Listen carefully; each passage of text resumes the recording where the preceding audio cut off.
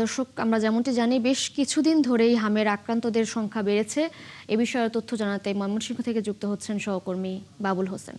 বাবুল, সংক্রমণ পরিস্থিতি নিয়ে কি বলছেন চিকিৎসকরা এবং প্রতিরোধে কি ধরনের প্রশাসনিক পদক্ষেপ নেওয়া হয়েছে জানাবেন। স্থানীয় স্বাস্থ্য বিভাগ যেটি বরাবরই বলে আসছে যে এই হাম নিয়ে আসলে উদ্বিগ্ন হওয়ার কিছু নেই। পর্যাপ্ত টিকা সরবরাহ রয়েছে এবং টিকাদান কার্যক্রম জোরদার করা হয়েছে। আপনি জানেন যে ময়মনসিংহের 3টি উপজেলা যেখানে হামের জন্য হটস্পট হিসেবে ঘোষণা করা হয়েছে।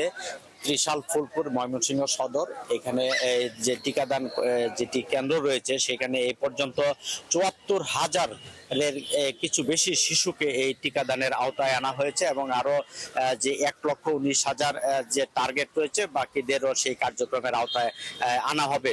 এবং একই সঙ্গে সিটি কর্পোরেশনের ৩৩টি ওয়ার্ডে ৭০টি কেন্দ্রে টিকাদান ক্যাম্পেইন যেটি সেটিও চলছে। তো এখানেও আমরা দেখছি যে যারা যে টিকাদানের সঙ্গে জড়িত স্বাস্থ্যকর্মী তাদের কেন্দ্রে একটি ব্যাপক সাড়া আমরা প্রতিদিন লক্ষ্য করছি।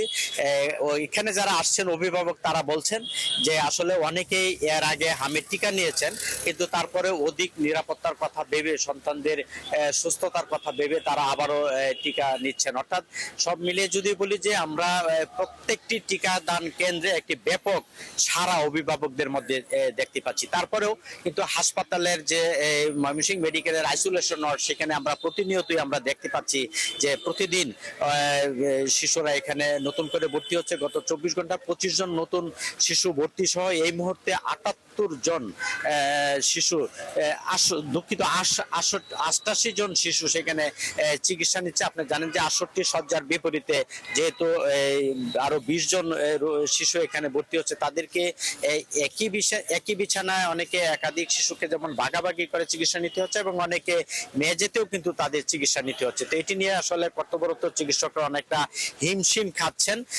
তারপরে যেটি হচ্ছে যে এই হাসপাতালে কোনো আইসিইউ না থাকা শিশুদের জন্য যাদের অবস্থা সংকটাপন্ন তাদের নিয়ে অভিভাবকরা উদ্বিগ্ন হয়ে পড়েছেন। তো আমরা এটি নিয়ে একজন হাসপাতালে আছেন যার রোগী, আমরা তার কাছ থেকে একটু জানতে চাই যে এই হাসপাতালে বা আপনার এলাকায় আসলে হামের যে টিকাদান এটি কেমন দেখছেন? ভালো ভালো সুন্দর দিতেছে টিকা, আমাদের এলাকা সুন্দরভাবে পরিচালনা করতেছে।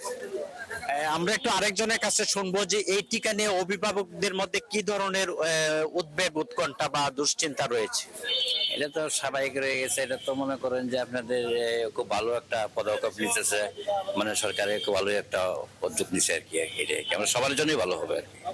ধন্যবাদ। তৃষা, আপনি শুনছিলেন যে সরকারের এই যে টিকাদান যে ক্যাম্পেইন চলছে এদিকে বেশিরভাগ সবাই আসলে সাধুবাদ জানিয়েছেন যে এটি আগামী দিনেও যেন সেটি অব্যাহত এবং জোরদার করা হয় এমন দাবিও তারা করছে। বাবুল হোসেন, আপনি আছেন, ধন্যবাদ যুক্ত হওয়ার জন্য। দর্শক, ময়মনসিংহ থেকে যুক্ত ছিলেন আমাদের সহকর্মী বাবুল হোসেন।